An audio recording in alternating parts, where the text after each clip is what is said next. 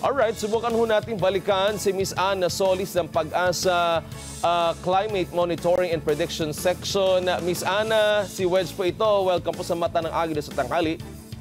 Yes, good afternoon po, Sir Wedge, at sa lahat po ng nanonood at nakikinig sa Mata ng Agila. Yes, we're glad to have you, ma'am, on the line. Ma'am, linawin lang ho natin, parang masyado yatang maaga na magkaroon na tayo agad ngayon ng La Nina Watch sapagkat ito ay tinututukan pa nga ho ng gobyerno ngayon, itong El Nino at yung bayan ho ng Mansalay sa Oriental Mindoro nagdeklara ng state of calamity, maging yung San Jose sa Occidental, plano rin ho magdeklara ng state of calamity dulot ho ng El Nino.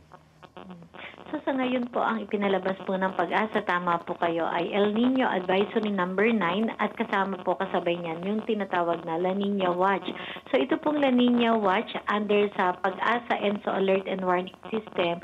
So ito lang po yung posibilidad na sakaling magkakaroon ng La Nina at least bago po matapos ang taon. So ibig sabihin po ay matagal pa po nating maranasan kung sakali man po darating ang La Nina. At ang kaugnay din po ng La Nina Watch, yan po ay hindi maaari din pong hindi pa matuloy yung tinatawag nating La Nina sa ilalim ng La Nina Watch na inisyu ng Pag-asa. Okay. So ibig sabihin may possibility magtuloy po ho ang El Nino and hindi magtuloy yung La Nina. Bakit po nagkakaroon ng ganitong mga tendencies, Ma'am Ana?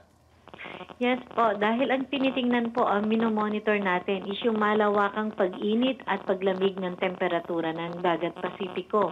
So yun po yung indicator natin. So sa ngayon po, although yung strong at mature El Nino is now weakening, andun pa rin po tayo sa kategorya ng strong El Nino. At meron po itong tinatawag na lag effect sa atin na kung saan ngayon pong Marso at Abril ang ating possible po na peak impact nitong El Nino. Kaya tama po kayo na andito pa po talaga yung lag effect ng ating El Nino.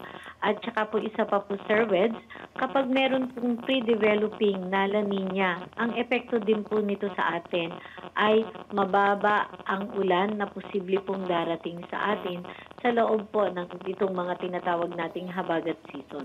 So Ma'am Ana, may possibility ho magkaroon tayo ng kakulangan sa supply ng tubig dahil sa wala rin ng mga ulang papasok? Hopefully, hindi naman po mangyari iyon as long as well-managed po ang ating mga dams, ang ating mga water resources at kasama na rin po yung tulong-tulong na pagtitipid ng ating mga mamamayan. Although sinabi po natin na may posibilidad na mababa pa rin ang ulan pagpasok ng ating tag-ulan, pero meron na rin po namang mga ibang areas na makakaranas na ng mga pag-uulan. So, mababa nga lang kaysa dun sa normal nilang matatanggap. Yeah, Ma'am Ana, we're just curious, first question, what will be the impact of early declaration ng La Nina Watch? One is because doon sa mga maaapektuhang sektor, particular yung mga taniman. Second is, ang factor din po nito is climate change. Tama ba? El Nino and La Nina is part of natural climate variability. So ito po yung natural balancing ng ating climate system. So ibig sabihin po, kung walang climate, even without human activity na contributory as a result of climate change, ito po yung natural na pagbabalanse ng ating climate system. Ang nangyayari nga lang po, kung maaaring maiugnay ito sa climate change, ay yung pong occurrences or yung severity ng mga strong El Nino events, yung nagiging mas severe at nagiging mas madalas na ang pagkakaroon ng mga strong El Nino. So yun po yung nakikita nating kaugnayan sa climate change. Ano po yung mga giging implication nito sa ating preparasyon? Gaya po ng nabanggit natin, ang La Nina Watch, ibig sabihin lang po ay posibilidad. So hindi pa rin po dadating ang tinatawag nating La Nina habang merong El Nino dahil hindi po siya posibleng magsabay. At sinasabi nga po natin, during pre-developing La Nina, nang nagtaas tayo ng La Nina Watch, ang epekto pa rin po natin sa atin dito ay mababa ang ulan.